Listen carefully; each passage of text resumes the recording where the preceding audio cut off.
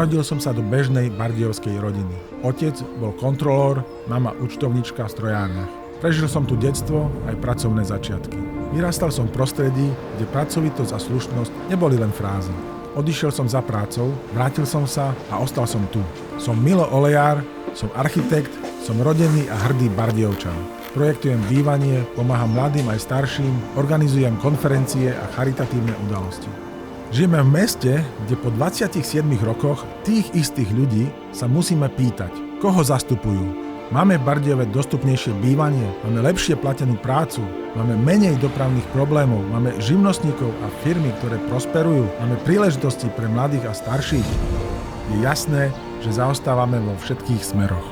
Je čas bojovať za Bardejov, v ktorom si môžeme dovoliť žiť, nielen bývať. A preto potrebujeme, aby nás zastupoval niekto z nás. Som odhodlaný kandidovať za primátora mesta. Mám víziu, mám plán, mám energiu to realizovať. Potrebujeme šport, ktorý víťazí. Kultúru, ktorá má svoj dom. Bývanie, ktoré si vieme dovoliť. Deti, ktoré sa tešia do školy. Rodičov, ktorí zarobia a môžu sa postarať o svoje rodiny. Potrebujeme dobrého a čestného hospodára. Nepotrebujeme na to ďalších 27 rokov. Potrebujeme odvahu veci meniť k lepšiemu. Je čas pre primátora, ktorý je jeden z nás. Je čas vziať budúcnosť do vlastných rúk. Je čas spojiť sily.